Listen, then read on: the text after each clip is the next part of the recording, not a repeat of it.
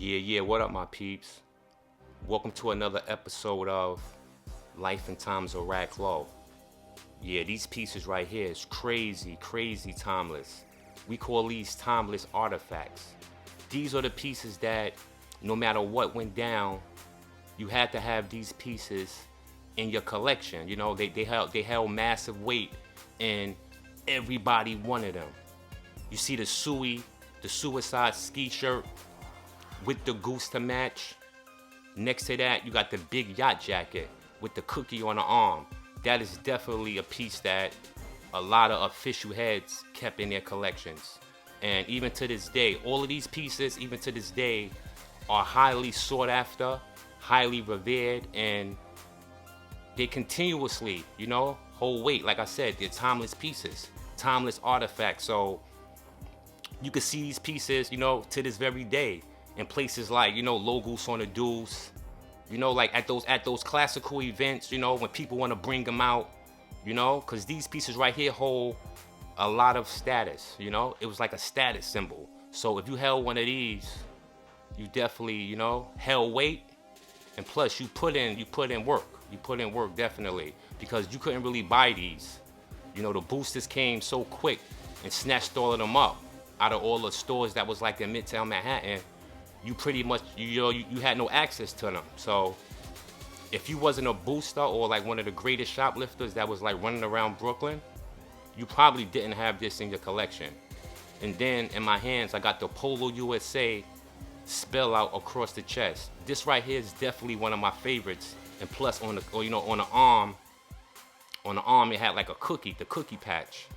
It was definitely an ill rugby that a lot of people definitely liked. And it was a great addition to the Polo USA ski vest. So like if you had the ski vest and you threw like one of these USA shirts on, either the cookie gun floss, as far as being on the arm, and as you see I'm rocking the Polo USA with the red stripe, you throw on the Polo USA vest with that, and it's gonna be like a double effect, like the impact you're gonna have is gonna be crazy, monumental, especially if you know what you're doing as far as the coordination. And then, of course, I gotta keep it with the ski theme, and I'm rocking the flipping ski, hat, red cap.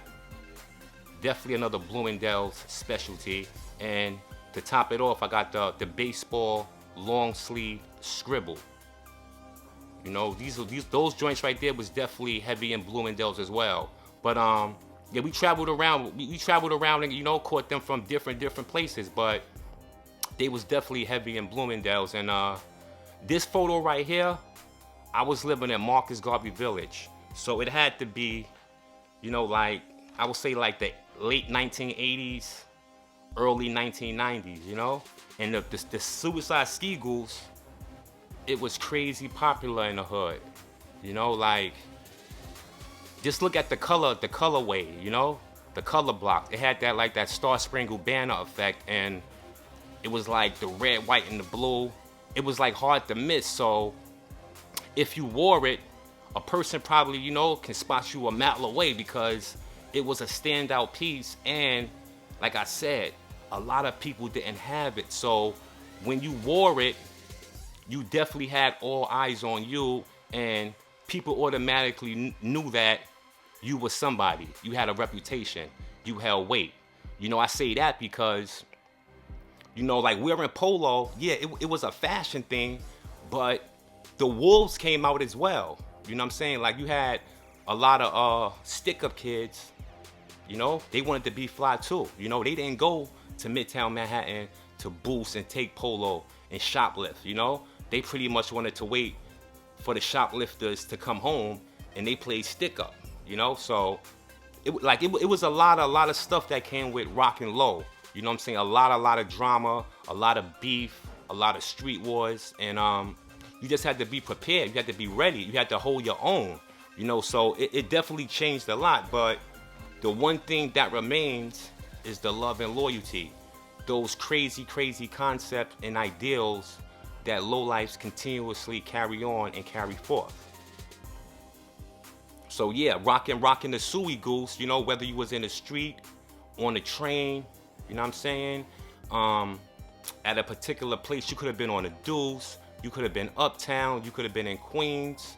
You know, it was just a standout piece. So the drama came from all directions.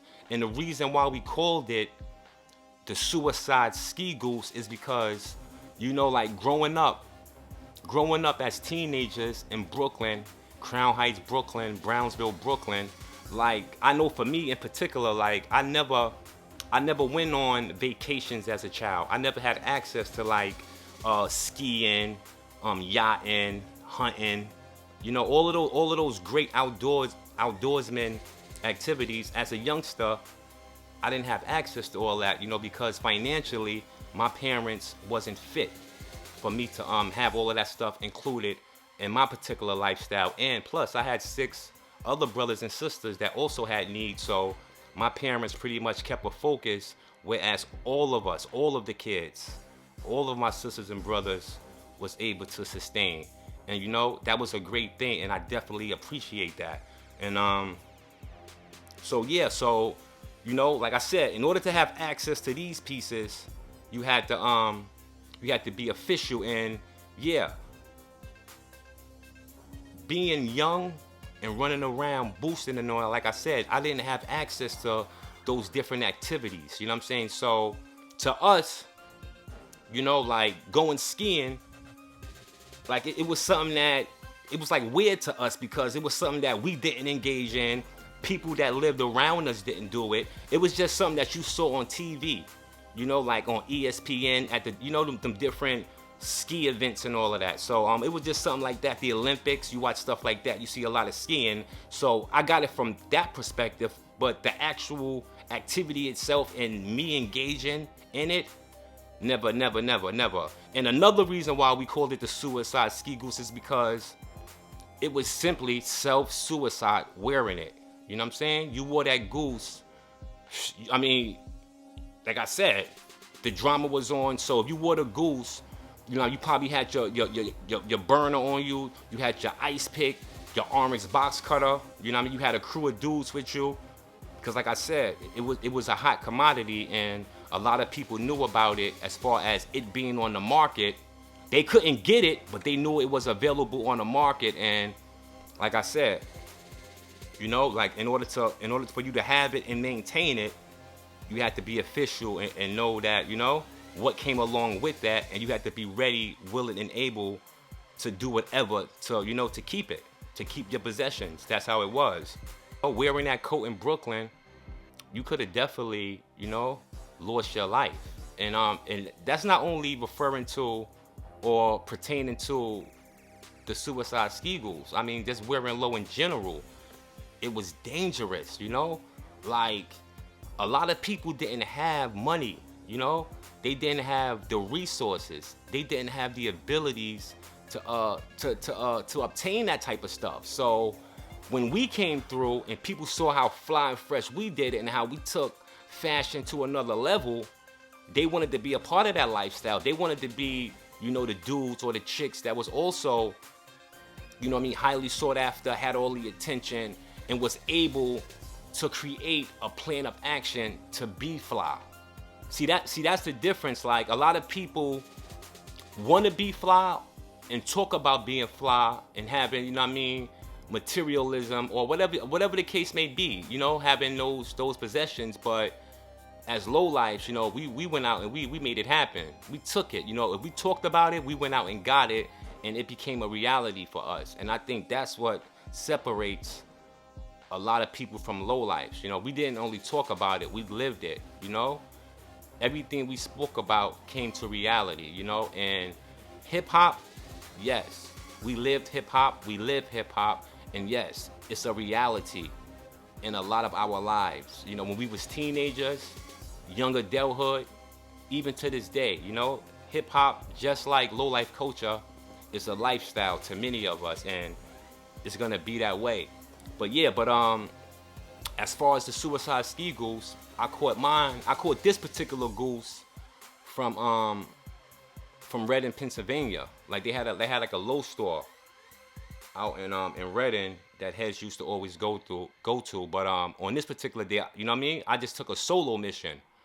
Took the solo mission out to Reading, And I scored the Suicide Ski Goose, came back to Brooklyn. Of course, it was an official feeling, definitely. So it wasn't always a matter of always rolling with a crew either. Sometimes, if you were skillful enough and you had the ability to get over, you knew all the ill spots and locations, you knew how to scope out D's, you knew all the getaways, the fast getaways throughout Manhattan or wherever you traveled out to, whatever place you traveled to. If you had particular skills, and you had the hunger, skills plus the hunger, yeah, you was able to go on what we call solo missions. And a lot of people did that. Definitely a lot of people went on solo missions, and definitely when they came back, they had merch. The same way when they went out with a crew, they got busy the same way when they went out on the missions, on a dolo mission, when they went out alone. They definitely, you know what I'm saying, came back with the G off. They got paid. You already. But yeah, man. So these pieces right here, like I said, they held weight. A lot of lowlifes had the Suey Goose, the Suey sweatshirt. You know what I mean? All types of Polo USA classics. We ran through that era. That 88, 89, 91, 90, 92. Like all of those classics, 87. All of those vintage pieces. Like that's what lowlifes collected. That's what we accumulated. That's what a lot of our collections are built off of. The vintage. And to this day, the low from the 80s and 90s is still top notch, Like I know Ralph came out and he did a lot of retroing where he remade a lot of the pieces, but as far as the material, the quality, the look, the longevity in the piece is definitely not the same, like, and here's an example. Like, why do you think a lot of the classics, the vintage classics, that's why you still see them on eBay?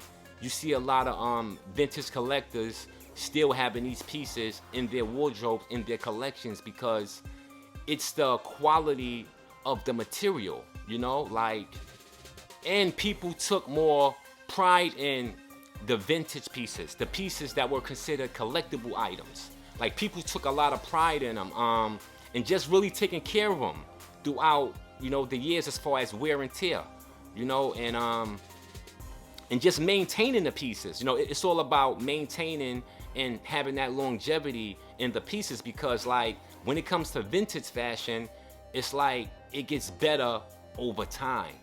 Like fine wine, it gets better over time. So the more you take care of it, the longer you're gonna have it, and the more value it has to it.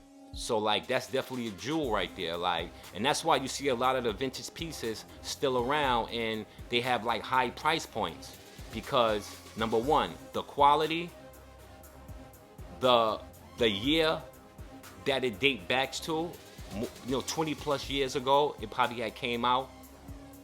The conditioning, it has no stains, no eats, no holes. It's great quality. It's wearable. You know what I'm saying? It's not stretched out. The sleeves are in good condition. The waist, the lining around the waist is still in excellent condition. So if you have something like that, it's definitely gonna be worth a good penny. Hundreds, even thousands of dollars. So that's why you see a lot of low heads hold on to those pieces, because those pieces are timeless and they're never gonna go out of style. So let's just say if you have a classic piece from let's just say 1989. We're in 2021 now, and that same piece from 1989 holds magnificent weight in 2021. Especially if it has great conditioning, the quality is still the same, and you pretty much took care of it, And of course, if the person that's wearing it is a legend, it only gets greater and bigger, because like I said, The man make the clothes don't make the man. So if a legend's wearing it, it's over the top even further.